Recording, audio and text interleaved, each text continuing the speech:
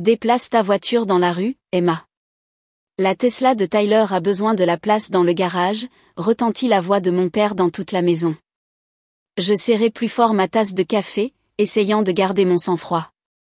À 32 ans, je n'arrivais toujours pas à croire que j'étais en train d'avoir cette conversation. Papa, ça fait 5 ans que je me gare dans ce garage. Ma place a toujours été celle de gauche, répondis-je calmement. Ma mère entra comme une tornade, son foulard de créateur flottant derrière elle.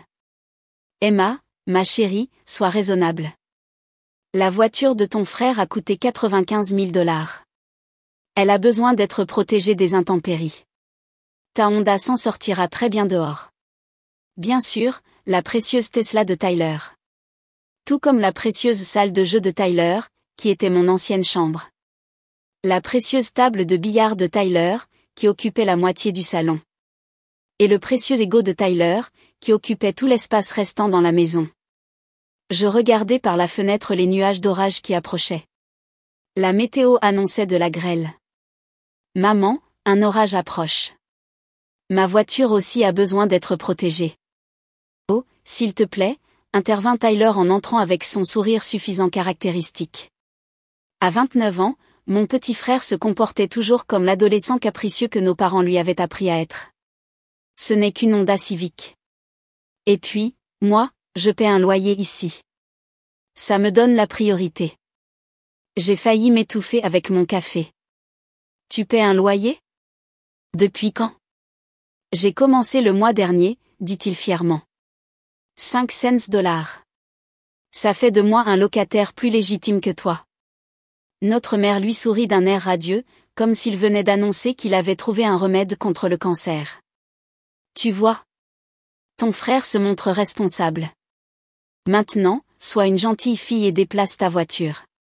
Je posai lentement ma tasse, des années de frustration bouillonnant sous mon apparence calme. Il n'avait aucune idée que, 2 ans plus tôt, lorsque grand-mère Marie avait déménagé dans sa maison de retraite, elle m'avait vendu la maison. Elle savait comment nos parents favorisaient Tyler, comment ils lui avaient tout donné tout en s'attendant à ce que je sois la fille compréhensive. C'est moi qui paie les impôts fonciers, dis-je à voix basse, et l'assurance, et l'entretien. Eh bien, c'est différent, dit mon père d'un geste dédaigneux. Ça, c'est juste de l'aide. Tyler, lui, paie un vrai loyer. Je me levai et me dirigeai vers mon bureau à domicile, le garde-manger réaménagé qu'il m'autorisait généreusement à utiliser pendant que Tyler s'appropriait la chambre de mon enfance. J'ouvris le tiroir de mon bureau et en sortis un dossier que j'avais gardé pour le bon moment. Vous savez quoi? Dis-je en revenant dans la cuisine. Vous avez raison. Les locataires qui paient devraient avoir la priorité. Je fis glisser l'acte de propriété sur le comptoir. Alors, en tant que propriétaire de cette maison, je pense que je vais garder ma place de garage. Le silence qui suivit fut assourdissant. Maman s'empara de l'acte, ses ongles parfaitement manucurés tremblants tandis qu'elle lisait. Le visage de mon père prit une intéressante teinte violacée. Tyler resta là, la bouche s'ouvrant et se fermant comme un poisson déconcerté. Ce doit être une erreur, balbutia maman.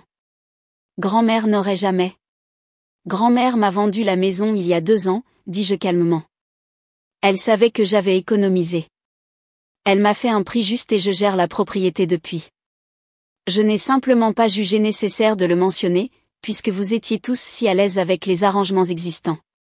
Mais, bafouilla mon père. Pourquoi ne nous as-tu rien dit? Je souris, me remémorant toutes les fois où ils avaient dénigré mes réussites, minimisé mes contributions et donné la priorité aux caprices de Tyler.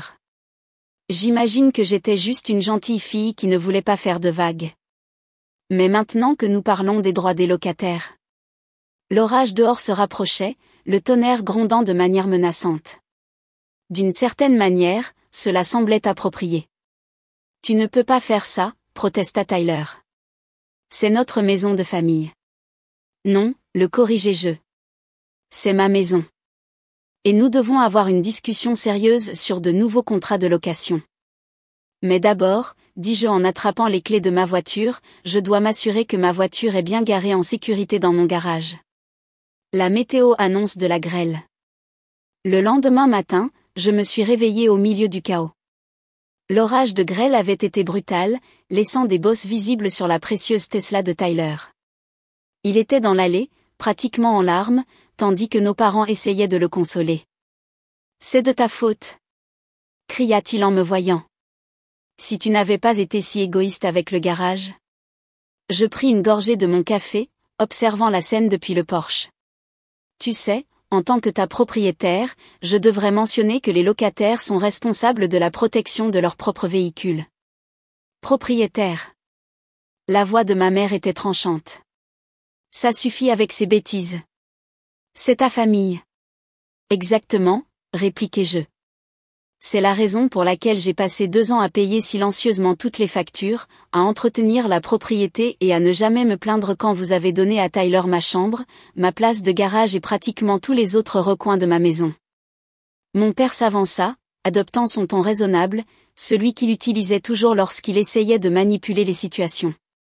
Ma princesse, parlons-en rationnellement.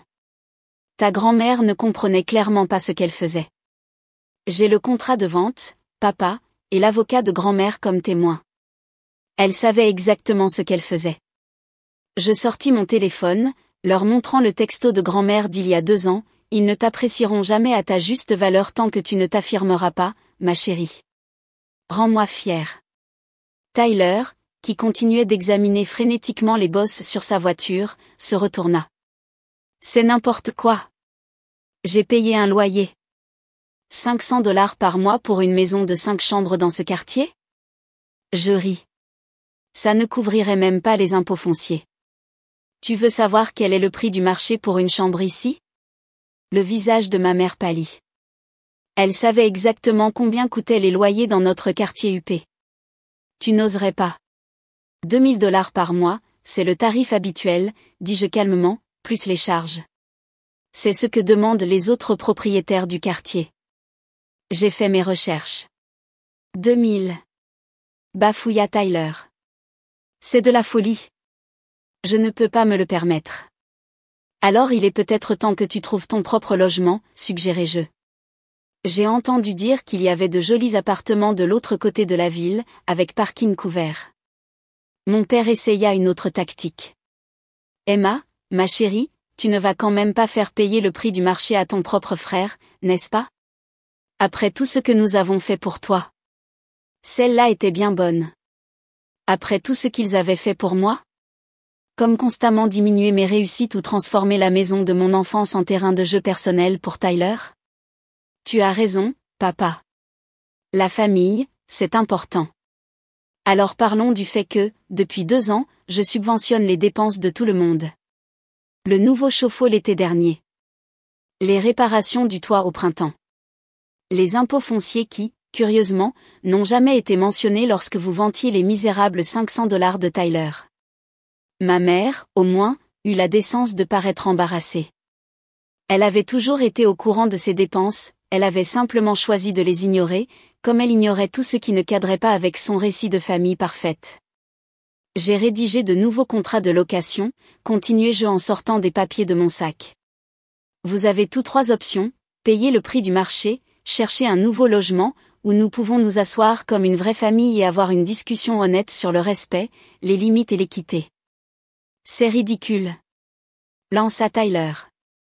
Maman, papa, dites-lui qu'elle ne peut pas faire ça. Mais nos parents lisaient silencieusement les contrats, la réalité finissant par s'imposer. Le droit de la propriété était de mon côté, et ils le savaient. 2 semaines, dis-je fermement. C'est le temps que vous avez pour décider. En attendant, Tyler, ta Tesla pourrait tenir sous l'abri que j'ai installé sur le côté de la maison. Tu sais, celui que vous avez tous qualifié de gaspillage d'argent le mois dernier. Alors que je me retournais pour rentrer, maman m'attrapa le bras. Pourquoi n'as-tu jamais rien dit sur l'achat de la maison? Sur toutes les dépenses? Je la regardais vraiment, voyant le moment où elle commençait enfin à comprendre. M'auriez-vous écouté, maman? Quand est-ce que l'un de vous m'a vraiment écouté? Le silence qui suivit était éloquent. Derrière nous, Tyler continuait de pester contre sa voiture, mais pour la première fois, nos parents ne se précipitèrent pas pour le consoler. À la place, ils me regardaient, moi, comme s'ils ne m'avaient jamais vu auparavant. Je serai dans mon bureau, dis-je. Le vrai, celui à l'étage, pas le garde-manger. Je pense qu'il est temps que je récupère mon ancienne chambre. Prévenez-moi quand vous serez prêt à parler. À vraiment parler. En m'éloignant, j'entendis mon père murmurer. Marie savait exactement ce qu'elle faisait, n'est-ce pas? Oui, grand-mère le savait certainement. Et finalement, moi aussi. Les 2 semaines suivantes apportèrent des changements que personne n'avait vu venir. Tyler, confronté à la réalité d'un loyer au prix du marché, entra dans ce que maman appela sa « période d'ajustement », un terme plus élégant pour « crise de colère constante ». Il claquait les portes, faisait des commentaires passivo-agressifs pendant le dîner et tenta de rallier les membres de la famille à sa cause. Mais quelque chose d'inattendu se produisit lorsqu'il appela grand-mère Marie pour se plaindre. « Ton frère m'a appelé, assez contrarié, me dit grand-mère lors de notre appel vidéo hebdomadaire. Il voulait que je lui explique pourquoi j'avais trahi la famille en te vendant la maison. » Ses yeux pétillèrent de malice.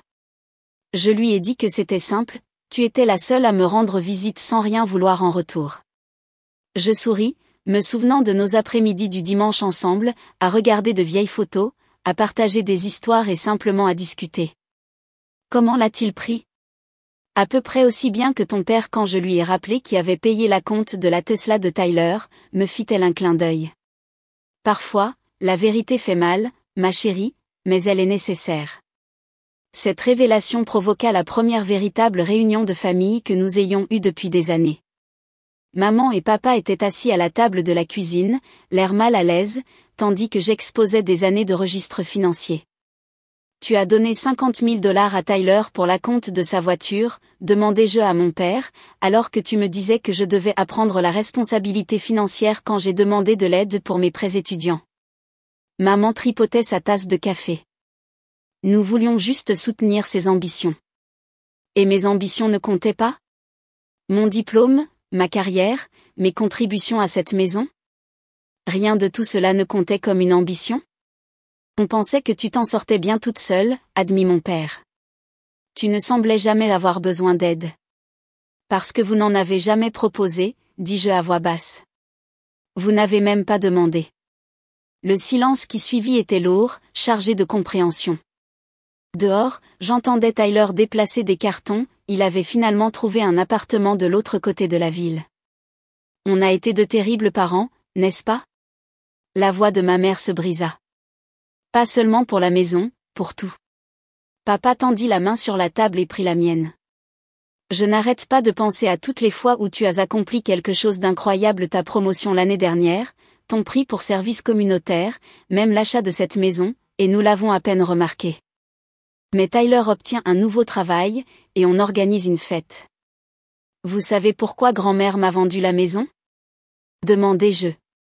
Ils secouèrent la tête. Elle a dit que quelqu'un devait voir ma valeur, même si ce n'était pas ma propre famille. Elle savait que je prendrais soin de cet endroit, que j'honorerais son histoire, que j'en ferais un véritable foyer. Maman essuya ses larmes. Elle avait raison. Regarde tout ce que tu as fait ici, les réparations, les améliorations, même cet abri que nous avons critiqué. Tu as mieux pris soin de cette maison que nous. J'aimerais aussi mieux prendre soin de notre famille, dis-je. Mais les choses doivent changer. Une semaine plus tard, nous avons eu un dîner de famille différent. Tyler est venu, maintenant installé dans son nouvel appartement et ayant eu son premier aperçu de la véritable indépendance. Il était plus calme maintenant, plus réfléchi. Mon propriétaire veut le premier et le dernier mois de loyer, plus une caution, mentionna-t-il en remuant la nourriture dans son assiette. Et le parking couvert est en supplément. Bienvenue dans le monde réel, dis-je, mais sans malice. Comment va la recherche d'emploi? J'ai un entretien demain. Ce n'est pas aussi prestigieux que mon dernier poste, mais, il marqua une pause, c'est un début. Maman et papa sont restés à la maison. Nous avons convenu d'un loyer raisonnable qui couvrait leur part des dépenses. Plus important encore, nous avons établi des limites. Mon ancienne chambre est devenue mon bureau, le garage est resté le mien et les décisions familiales sont devenues de vraies discussions plutôt que des suppositions. Tu sais ce qui est bizarre, dit Tyler un dimanche après-midi, des mois plus tard. Il était passé pour m'aider à installer de nouvelles étagères dans le garage, étonnamment, c'était son idée. Au début, je t'ai détesté quand tu nous as montré cet acte de propriété. Mais maintenant, je pense que j'en avais besoin. Je lui passai une clé à molette. Besoin de quoi? De la réalité. Des conséquences. De grandir, dit-il en haussant les épaules. Mon appartement est minuscule et ma voiture est toujours cabossée, mais pour une fois, je me débrouille tout seul. Grand-mère Marie est venue nous rendre visite à Noël. Elle a regardé autour d'elle, observant les changements non seulement dans la maison, mais en nous. Tyler, plus mature et contribuant réellement aux conversations au lieu de les dominer.